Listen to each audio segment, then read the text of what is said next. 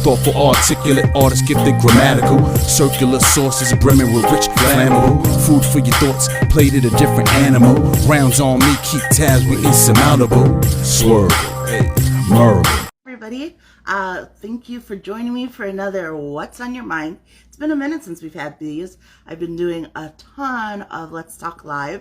It is Pride Month, so we've been having some really great conversations highlighting the LGBTQAI plus community. And, you know, we're continuing on that theme because it is Pride Month. But for What's on Your Mind, we like to focus it more on mental health. So I'm excited to be speaking with therapist Kelly Minter. Hey. Hello. How are you? Good. Thank you so much for joining me. Thank you for the invite. I really appreciate it. Absolutely. For those joining who may not be aware of me, my name is Niwade, or That African Butterfly, and I do ID lives all month long about different topics each month. And on Tuesday night specifically, that I try to talk about things related to mental health and mental illness and things like that. So I'm excited to have Kelly with me today. She's a therapist. Would you like to introduce yourself a little bit? Sure. Like you said, I'm Kelly. I'm a therapist. I use she, her pronouns, and my whole life is really about queer therapy right now. Purity culture. I have a private practice. I also work in some schools with some teens and children also for mental health support. But my real passion is my private practice and working with the LGBTQIA plus community, especially in areas of understanding self, understanding identity, healing from purity culture, those kind of things. Nice. I love that. You know, because everyone needs help with mental health and mental illness, but I think it's nice also having therapists who specialize in certain areas. Yeah. So, you know, you mentioned that you work mostly with the LGBTQ or the queer community, but also with kids. Now, I know that that's a big subject right now. Like, when is it okay to talk to kids about it? How are we influencing them? So, like, what age range do you work with, or age range do you think it's appropriate to work with someone who might be thinking about that life, or, you know? So due to the current issues I'm in Florida, and due to the current issues in my state, I tend to not work, and just developmentally in general with the kind of work that I do, I don't do a ton of work with under 11, not because I don't think that they know, and not because I don't think that it's needed. It's just not my specialty. So I prefer that someone who's better schooled in dealing with things like identity and helping kids to understand just how normal it is to ask questions about who they are and to figure out who they are the earliest age possible. We know that has the best possible outcomes across the board as far as not having depression and anxiety and the things that come up when we have to sort of stifle who we are for a long time. The less time we have to spend doing that, the better it is for our mental health. So not that I don't think that that's necessary. It's just my specialty is 11 and up. So there's that. When I'm in the school, so currently our district guidelines are that we will, if it comes up, we can talk about it. If it doesn't come up, we can't bring it up. But I mean, why would I bring up something in therapy that's the person I'm giving therapy to doesn't bring up? You know, that wouldn't necessarily be appropriate anyway. So there is that. Like, I think that that's a misunderstanding that we have, is that if you are queer, or if you are queer knowledgeable, that you want everyone to also be. And I'm like, no, I want everyone to be who they are. That's my whole thing. Yeah. You know, as a therapist, how frustrating is it for you that these guidelines are not being in place where kids can't talk about it? Because we know, like you mentioned, the earlier you start talking about these things, the more it helps with like depression, and that group has a higher rate of, you know, depression or suicidal ideations from having to stifle themselves. And you would think, as leaders, as parents, as whatever, we would want to do whatever we could to help them with that. Instead, we're passing these laws that are making it harder for them. Yeah, I think the problem is that most of our lawmakers aren't actually schooled in the things they're making laws about, and they think conceptually, I want to think that people think this is a good idea, but I just don't know. So I went out to the public response portion in the Florida Senate for the bill that was passed and will go into effect July 1st. And I was in that room. I was in that room. 4 people to 1 were speaking out against the bill and talking. They had professionals, medical professionals, mental health professionals. They had kids. They had parents. They had all these people 4 to 1 speaking against this, and it still passed. So after that moment, I think I kind of realized it's not about what's best for the kids. It's about what people think is going to keep them in their political seats, which kind of makes me think people should be voted out. Anyway, that's the entire thing. But for me, it's terrifying. It is so scary to know that kids are not just, it's not even just what's happening in the classroom, because honestly, as much as people are saying, oh yeah, teachers are trying to convince kids to be a different gender, like that's not a thing. Right. That's not a thing. For it to be open for people just to talk about the fact that somebody might not identify with the gender that they are assigned at birth, like that's also not coming up in most 1st to 3rd grade classrooms. Right. The problem that I think the biggest part of this is how much in the media this is happening. These kids are hearing it. They're hearing this is not okay. You can't think about this till you're older. Stifle it. Push it down. Ignore it. Pretend like it doesn't happen. It's terrible. It's sinful. Whatever. It's awful.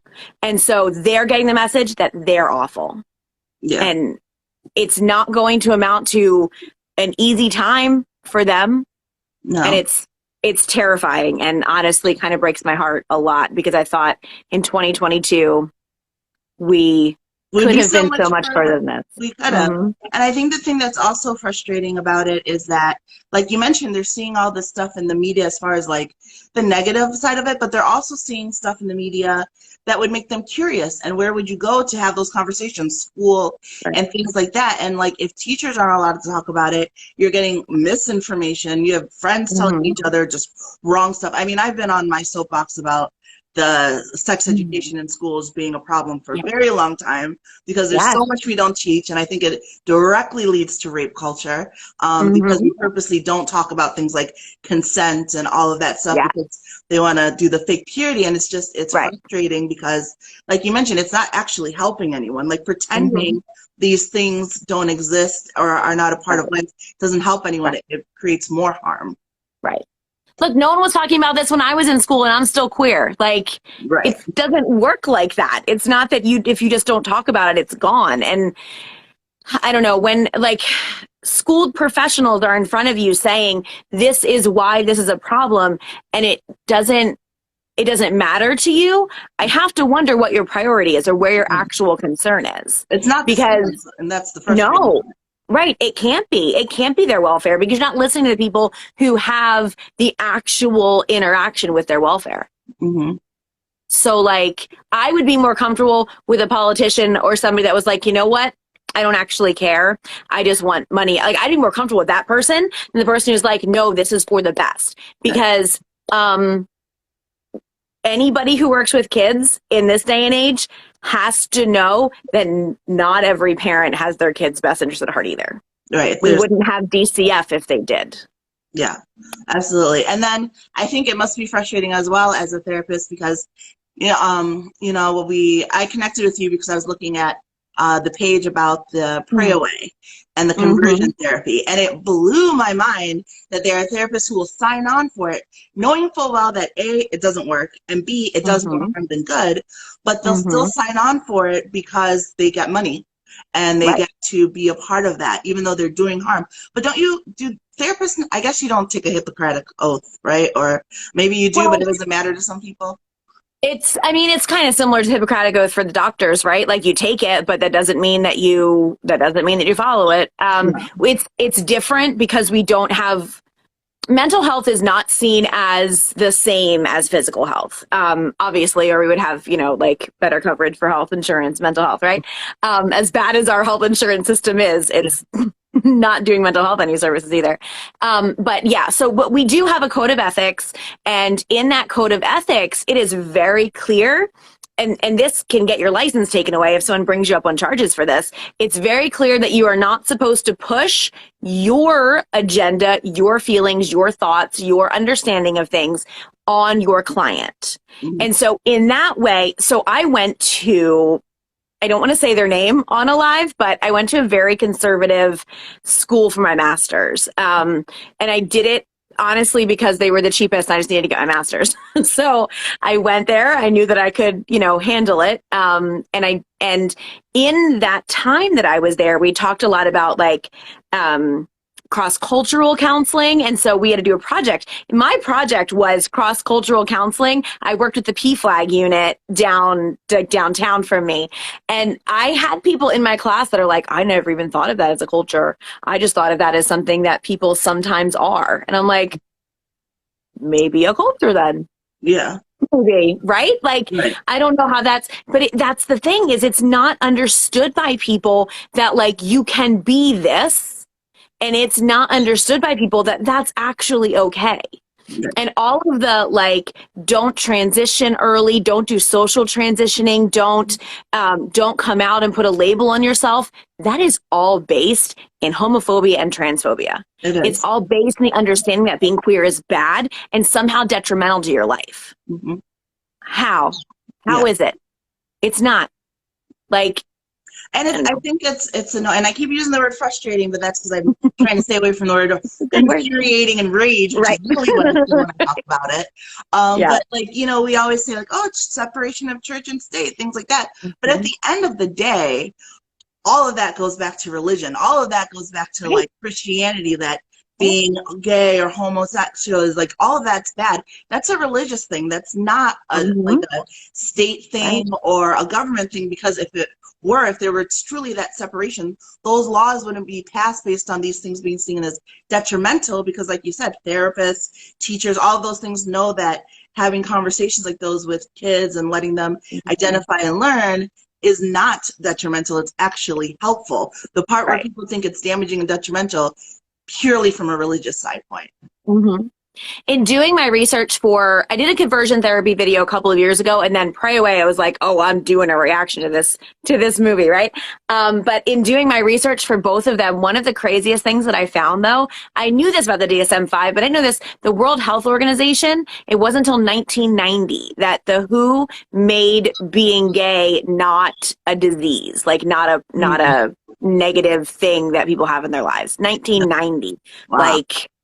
That, it's a long time ago for people who were born after 2000, I guess, but I was alive when that happened. I was running around at that age. Yeah. That's crazy. We have some comments. I'm going to read a few of them. Kay Jarbrinks said, the world would be a better place if everyone was in the LGBTQAI community, honestly. Honestly, I think that as well, because I think people get so upset because they think it's very much black and white, and like we said, the religious side of things, but also it's a spectrum. And I think a lot of the people who are really homophobic and really upset about stuff are also people who don't want to tap into the fact that maybe they're not fully on one side of the spectrum. Maybe you're not all one or all six, and maybe you mostly like this, but every now and then someone turns your eye, and that makes them feel very uncomfortable. Right. So run away from it. It's got to be bad because, And then Charlie Hayes Art says, amen to that. I had to carry that stuff around for 40 years. K. Jarbring said, the last church I left would preach conversion therapy, and the thing is, they didn't have real therapists doing the therapy. Yeah, that's common. Also, it's also the only community that's based on being yourself and accepting yourself and others. Yeah, for me, and I know sometimes people are like, oh, you have your life in rose-colored glasses, but it's just, I wish, I just don't understand why some people have such a problem with just saying that's not for me. It's okay that that's for you. Why do we have to be in this world where everyone has to conform? And on one level, I get it, because there are people who are very much all or nothing mentality, and if I'm right, you have to be wrong, therefore I have to be right. And it's unfortunately one of the worst parts of religion, right? So some of us are more spiritual because we don't want to tap into that side, because it's very much like coming from a place of judgment, coming from a place of I have to be right, so you have to be wrong. So I feel like I have to force my beliefs on you, instead of just being like, okay, Right. that's your thing, and that's fine. Right. But it's frustrating that more people aren't accepting of that. Hmm. Well, and the crazy thing that I don't know how many people really know is this whole message that like having people who are gay are going to disrupt the American family. That actually came as a political statement from the Republican Party in the 70s because they thought they were losing an election. Mhm. So they got, I always blank on her name, but the Orange Queen from Florida to start talking about how it would be detrimental to your children and your children would be harmed if they come in contact with a gay person, which is where the understanding that gay people are pedophiles comes from. Right. I don't know if I can say that on live, but I did. So there we Yeah, go. that's fine. I don't know what gets flagged. That's why I do YouTube, because I can take stuff out. You can say stuff. Yeah. No, and it's just it's frustrating because it's that misinformation. And Right. I also hate, like, it burns me up that like Anita Bryant. Sorry. Thank you. people will like pretend to care but not really care. So like Yeah. I am big on like the foster care system, and I used to volunteer with Guardian Ad Litem, and when you understand how much abuse happens in the foster care system and how harmful it is to children, and then you turn around and hear people say that like gay people shouldn't be allowed to adopt kids because they might do harm. First of all, there's nothing that points to the fact that they would. Second of all, there is so much harm being done already, like so much harm being done at the hand of heterosexual couples and heteronormative people. There's nothing that, like, it's not like there's a magical world where when people are straight, like, the family unit is great and there's no abuse, and all of that stuff happens anyway. So I can't say, and no one can say that it wouldn't happen on the queer side, but it's not like it doesn't happen on the straight side. So like, what are we talking about, you know? Yeah, 100%. And with the conversion therapy, because you mentioned that you did some study about that and how that doesn't work. Can you just speak a little bit more to that? Yeah, so a couple of things that I don't know how many people know about conversion therapy and ABA, applied behavioral analysis, which is what is used in there's a lot about ABA that's really destructive, and there's sort of a new version of ABA coming out that's an entirely different conversation. But ABA and conversion therapy were created by the same person. And the man who created it said that he created it in order to, sorry, trigger warning for words, people, in order to make the sissy boys normal. So like everything that they would do that was, considered feminine, they would stop them from doing and punish them in order for them. It's about punishment avoidance is essentially what conversion therapy is. And it's not every medical professional or mental health professional who practices this does like shock therapy anymore, but it was done. And it is out of 100 people who go through conversion therapy, less than, like, if you're doing the percentages and we take it to 100 people, less than one person comes out a different orientation than they went in. Right. And even then, it doesn't last more than like 5-6 years.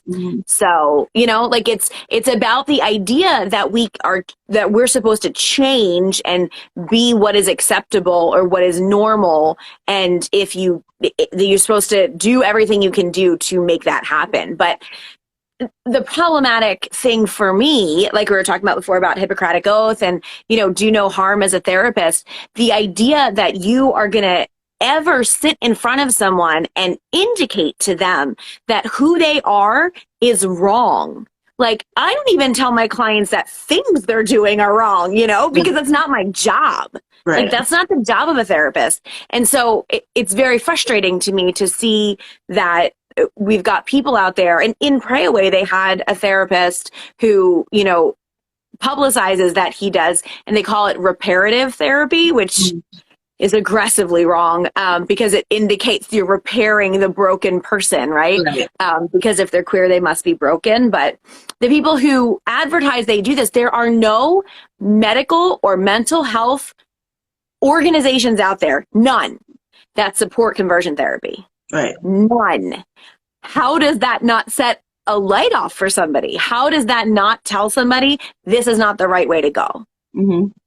Yeah, and it blew my mind as well that, like, even watching it, the leaders of it and the people who are at the forefront, We're all gay. not that they were lying. They were like, I knew it didn't really work, but it's like, well, why are you, like, do you not realize the harm you are doing when you're telling these people that this works, knowing full well that it doesn't work? So now they're feeling awful, not just about who they are, but about the fact that this thing that should be working for them isn't working for them, and they're wondering why it's working for everyone else. But really, everybody else is lying. Right. And that all goes back to the same principles that so many like mega churches and everything use too, where you guilt somebody, you build the relationship with someone so they feel so bad if they let you down that they're not going to do anything, and they're going to ignore who they are, and they're going to pretend like things aren't happening. And as long as you push it down, I guess you're healed. But like, they're going to ignore all of those other things going on with them in order to please the leader, this charismatic leader that they've developed a relationship with. It's not authentic. It's not a further relationship with yourself. It's not understanding yourself or actualizing as a human. It's all about the leader. Yeah. And that's what it is. Like, they know they're doing the wrong thing, and they know they're going to hurt people, and they're hurting themselves all along too. And it doesn't phase them, because as long as they're getting that love and that acknowledgement somewhere, because they've missed the love inside, right? Like, they don't know how to affirm themselves as humans. Yeah. So they need it from other people.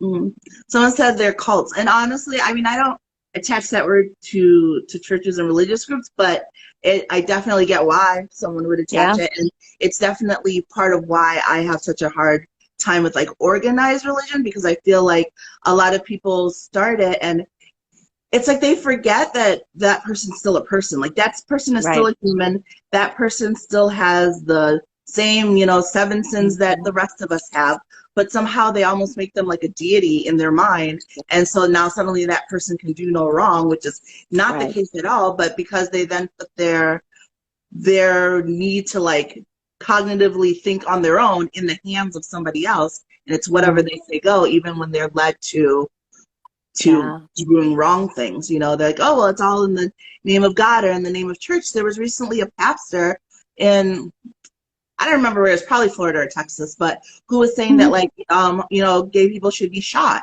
at Texas. Church. He was saying at church.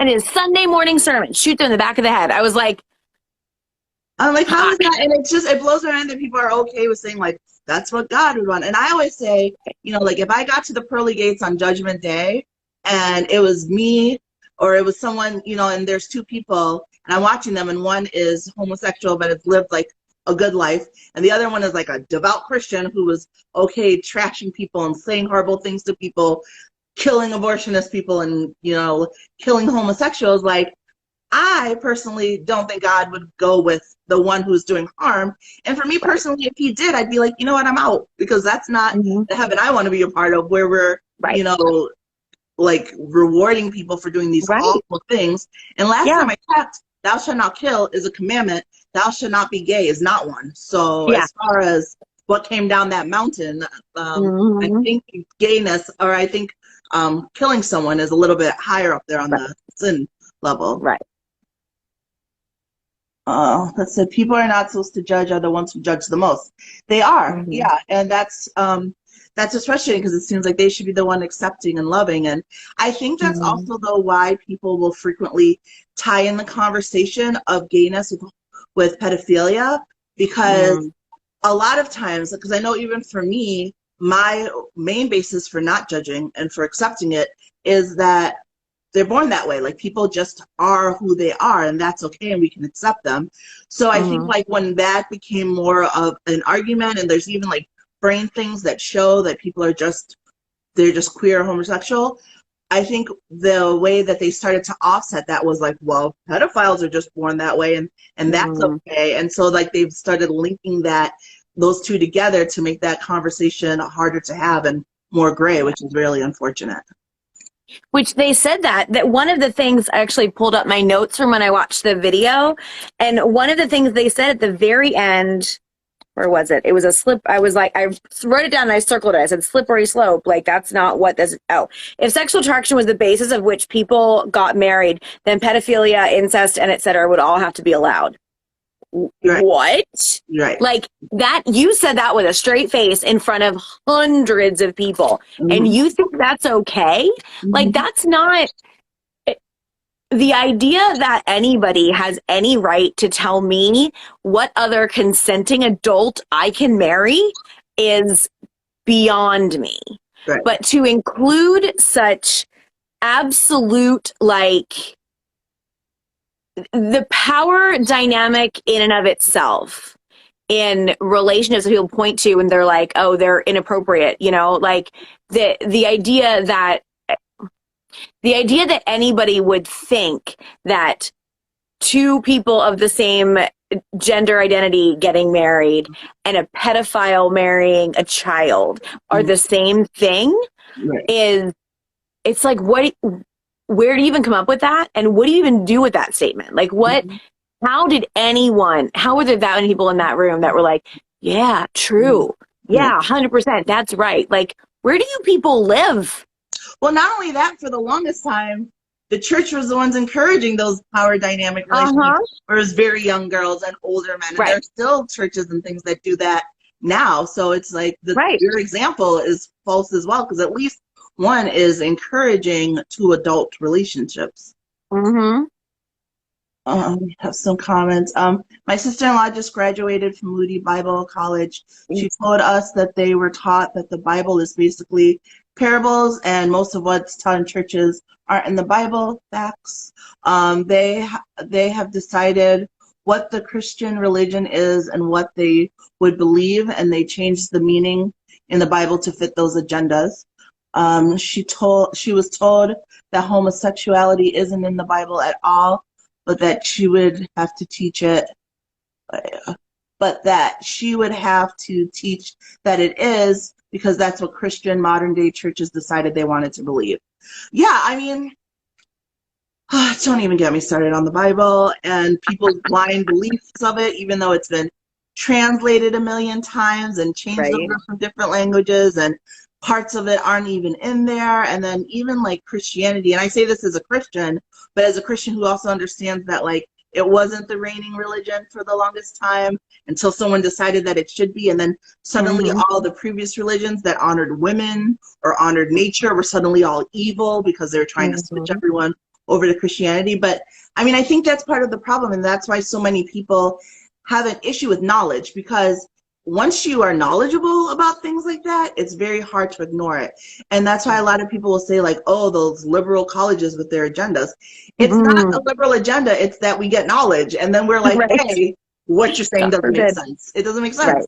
And that's why knowledge is the first thing that people pull away from people when they want to control them, which then goes back to how we started this conversation, when they take away kids being able to learn things at a young age, the burning of books, all of that stuff. It's to control their knowledge, because once you take away that knowledge, it keeps them in a box more.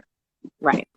I mean, what do they say? Like, anybody who's ever taken a class about like developing cultures and developing countries, you know that the best thing you can do to help a country to develop and to progress is to get healthcare for people, access to clean water, and educate the women. That's what you do if you want to make a country progress. So, our healthcare is messed up. We have cities without actual literal water. Somehow we're fine with this. I haven't figured that out yet. Like, why do we not talk about that anymore? This is still a thing. Anyway, and we're like, let's burn books. Like, so we're really just looking to go backwards, like a whole lot of backwards. Completely backwards. And I live in a state where they just had the Stop Woke Act, right? Have you know? Like throwing out textbooks and everything because God forbid they have any information about anything that's actually real. And so like we are literally looking at teachers starting the school year without textbooks at this point. They will not have curriculum to teach. It just doesn't make any sense to me, because it's like, A, how are you okay with people not getting the knowledge?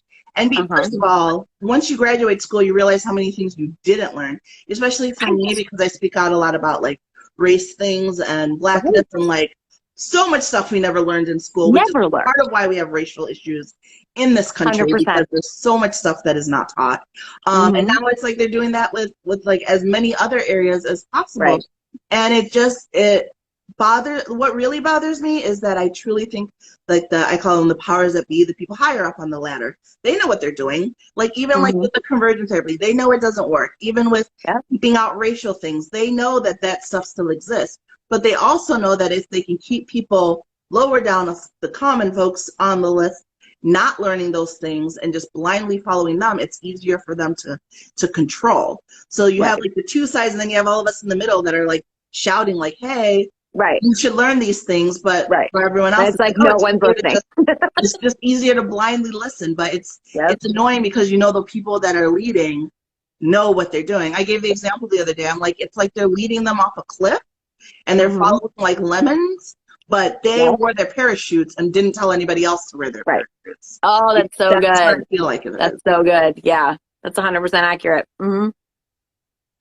But so going back to your therapy, which we've divested from that, but I think it's been a good conversation overall. How, like, if somebody is feeling like they're having those thoughts about like, who am I?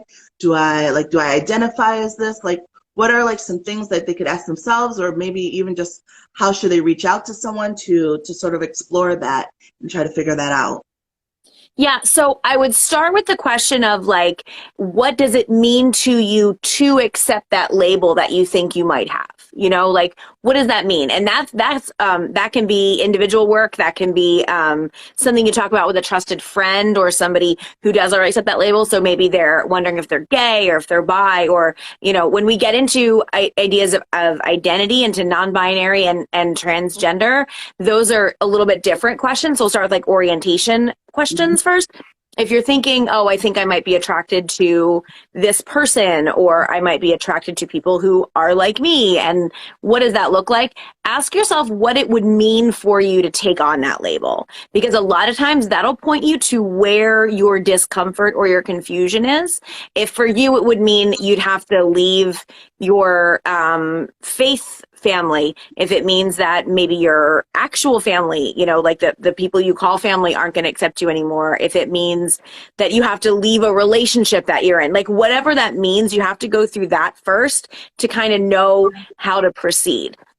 I've done a lot of videos recently on people who come out later in life, which really, really started to take focus during the pandemic, because we had a lot of people come out during the pandemic, and a lot of it was because there was a lot less noise happening. Yeah. And so people were like, oh, I can start thinking about this, or I'm stuck in the house with this person I married, and oh, I don't actually think I'm attracted to this person anymore. Not just this person, but this form and what they represent or whatever.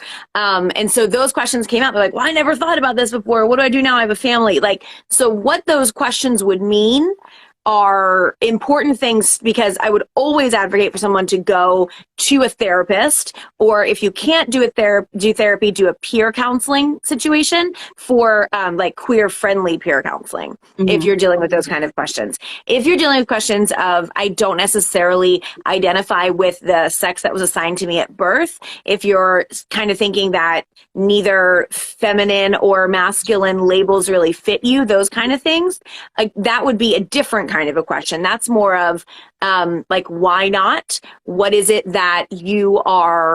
you're seeking in accepting a different label, or using different pronouns? Like, what will you get from that? And that helps somebody to really know what it is they're looking for in the people in their life.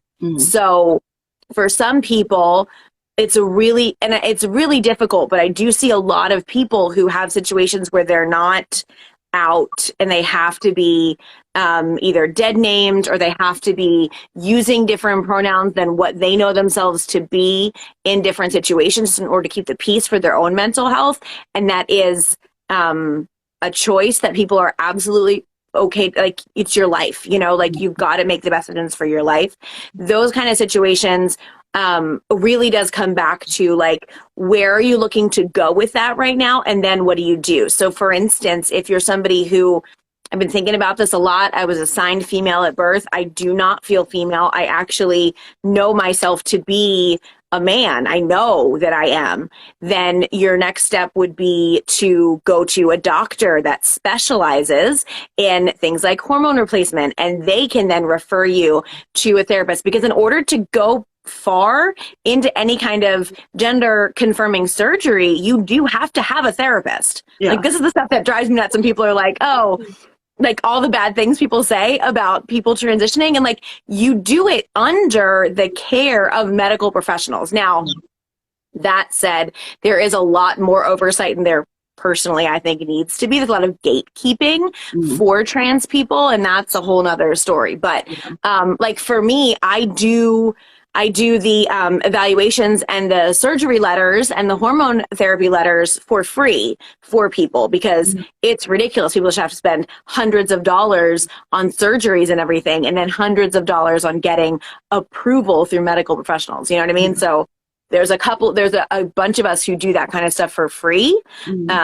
Because that should be a service that's done for people anyway.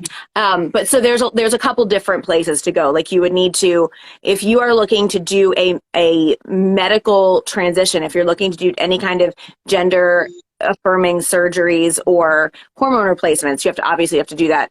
I would always suggest someone does that through a medical professional. I mean, you can do it other ways, but it's very dangerous. It's not good for your health.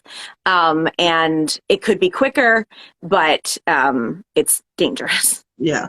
Yeah. No, it's just there's so many layers to it and everything. And I'm glad that there's therapists like you out there for people to talk to and for people to, sort of flesh out their feelings. It's interesting that you mentioned a lot of people coming out during quarantine, and I think like part of it, like you said, is from having to sit with their thoughts. And also TikTok makes a lot of things like relatable, and you're like, well, actually I didn't think about it like that. Yep. And I do think it's interesting. I feel like a lot more, like especially women are coming out as bisexual, and married women as well. And I know like some people are like, why does it matter if you're married? But like, it still matters to know for yourself and to be able to have the ability to say like, I'm attracted to this person and this person. And I think it also helps the conversation around bisexuality, because I think a lot of times people hear the word bisexual, they're like either confused, or they think like they're just greedy and want anyone, or they think like they can't commit. But like, none of that has to do with it. It's like, you might be attracted to both, but you can still be married to a man or be married to a woman. That's literally means you can go either way, but it doesn't mean that you suddenly lose the ability to be faithful. That's bi erasure is something I feel really passionately about, because as a bisexual person, I get really frustrated because I am married, and I am married to a woman, but like, that doesn't change my identity, just like it wouldn't if I was married to a man. The thing that I get really passionate about is people who are exploring who they are, and they acknowledge themselves as bisexual, and they go to their spouse. Like, if it's a woman married to a man, she goes to her husband and she's like, hey, is this something I can explore? And he's fine with it, but he wouldn't be fine with her doing it with a man. I'm like, red flag. He is not affirming your sexuality. Right. He's sexualizing your identity. There's a difference. These are not the same. And I get, like, I kind of heated about that kind of stuff, because people are like so excited to like have this ability to go do something, and they don't have to lose the security and that kind of stuff. And I'm not talking about people who are polyamorous. I'm not talking about people who are practicing ethical non-monogamy. I'm talking about literal monogamous man-woman marriages that the man is like, oh yeah, do what you want as long as you're not doing it with a man. Right. Yeah. That's a problem. Well, I think that happens a lot. I was talking to someone about that the other day. We were talking about just pure representation, right? Like, it feels like, and when you look at TV and things, it's like you said, it's very sexualized. The woman-to-woman relationship is sexualized, so you'll see it as like, oh, they fooled around in college. But there's a serious lack of representation for like lesbian relationships, where it's like an actual, this is a relationship, this is a real thing. It's not just like a fling. Like, we'll see a lot of gay representation on the guy end, but not as much on the woman's end, unless they're like having a fling and just doing fun things, and it's very sexualized. Yeah. And like healthy relationships on either end, like healthy non-cis het relationships. don't exist in the media. Excuse me. I actually just did a video a couple weeks, or Thursday it came out, about like essentially the media's agenda against queer people, because there's like a couple of tropes that are just everywhere, and those are just like hammered home, and the rest just don't exist because, I don't know, like happy relationships don't sell, I guess, or people don't accept that you can be queer and in like a healthy relationship, or be by yourself and be in a healthy relationship with yourself, like that's not an option, because they do it they're all the time, also like, with being single too. Like being single is the worst thing you could do. Right? It's not. I love it here. Yeah. But I mean, like, there's pluses and minuses to all of it, and I feel like they just really, and I get it, negativity sells, but it's unfortunate that it's like that. We have a great question, which I think is a good one to end with as well. KR Bank said, "My husband and I are both straight. What can we do to raise our children so they never have to come out if they're part of the LGBTQAI community?" And I love that question, because I'm very, like, I'm for and encouraging of people to come out, but I'm also very anti the fact that they need to. You know? Right. So, like, what are some things that they can do so their kids don't have to feel like they have to come out? So one of the things would be, there's books. You can just look at the Florida website, and any book that they're banning for elementary schools, like, just buy those books and show them to your kids, because one of them is legit about like a non-binary. Is he a porcupine? Is he a hedgehog? Anyway, it's JVN wrote this book, and it's adorable. He actually read it on a live like a couple weeks ago after my district attempted to ban it. But books like that, having it in there, having those in their ability to grab a book. If you start talking, first of all, I'm really, really passionate about people not talking to children about, not sexualizing children. So you don't, which is, tell anybody on the right that I'm against sexualizing children. Well, I'm also queer. You never believe it. Like, who's your boyfriend? Who's your girlfriend? Exactly. Exactly. Like, they start very young age with them. When it's developmentally appropriate, like later on, you have conversation with them, like if you're joking around with a kid, like, tell me about your boyfriend, girlfriend, or, like, tell me about are you interested in anybody? Like, making sure that you are using gender neutral words or inclusive words, like offering all options. If the kid's at a certain age, they're going to roll their eyes at whatever you say anyway. So I don't really know why it matters. Like, your kid's going to roll their eyes at you. Like, that's one of the things that you can do. Exposing them to media and to people, making sure that your circle is diverse in every way, is so important to kids growing up, realizing that all different people are all people, like in every way, diverse in abilities, diverse in age, diverse in race, diverse in sexual orientation and identity, like as much diversity as you can have in your life and expose your kids to, and like as much love as you can give your kids, and help them to understand that when they do things wrong, they're not wrong. When they do things right, it's not that they're good for doing it right? Like, all of those things help you to help them to not label people later and not label people as good or bad and right and wrong, right? So those are some of the things, but just the exposure at the earliest age possible, and the continuous like desexualizing of kids. And then when they start to have feelings or relationships, or, I mean, if you know your kids, you're going to know when their friendships sort of start to change, or if they start talking about their friends having a significant other, be like, well, what is that? Like, my friend's got a boyfriend. Well, what does that mean? Like, what does it mean to have a boyfriend? And having those conversations when they open the door is the best thing possible. The bottom line is, in the world we live in today, queer people are going to have to come out if they want people to know who they are. I'd sometimes phrase it as inviting in. Yeah, that's also an option to change it that way, because then it's more, you have more ownership of it. It's more like opening, instead of like, it's not always like you initiating, it's you inviting, and that can feel different for people. So using those kind of terms can help too. But the bottom line is, as long as we live in this heteronormative, communities that we live in, it's always going to be on the person who is different. Yeah. to tell people that they're different. And so I also, anybody who's listening to this, anybody who has any conversations with any child ever, please, please, please, for the love of all things, do not say, I love you no matter what. And I know that sounds crazy, right? But the I love you no matter what is what you say to a kid who just broke curfew, you know, or a kid who's lied to you. That's what you say to a kid who's done something wrong. You say, thank you for telling me I love you. And then just leave it at that. You're just saying, I love you, right? Yeah. Like, it's not the no matter what. It's no matter who you are, no matter who you love. Like, I love you. Thank you for telling me. And then ask them, what do you need from me? And that goes for like a friend or a coworker or a child, anybody that ever tells you who they are. If it's a difficult conversation for them, ask them what they need from you. Like, what do you need right now? I'd like to know, like, I'd like to be able to help you if you want help with something. You know, do you need a hug?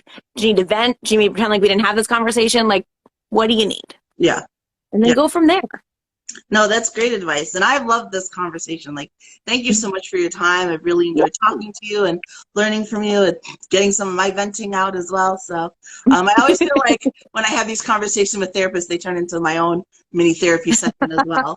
But thank you again so much. And where can people find you? I know you mentioned you also have a YouTube. Yeah, so you can find me, Kelly R. Minter, on Twitter, on Instagram, and actually my YouTube channel is also Kelly R. Minter. Make sure you put the R because Kelly Minter is a Christian singer. That's not me. I can't sing. But yeah, Kelly R. Minter. It's also called Ask a Therapist, but the name of the channel is Kelly R. Minter. And I've got, I don't know, 100 or so videos on there. Like I said, mostly religious trauma and queer issues. I started out doing more therapy related secular things and then kind of found a niche and kind of kept going with it. We have a really great community over there on the comments on the videos and stuff. People are just awesome. Yeah. Supporting each other, telling their stories. It's really cool. So definitely check that out. But yeah, they can. And then my therapy practice, Anchored Counseling Florida, also has an Instagram. It's at Anchored Counseling Florida, FL. Perfect. Well, thank you again so much for joining. Thank you for all of you who watched and left comments and questions. I love the interaction. So thank you all and have a great day. Thanks, everybody. Bye.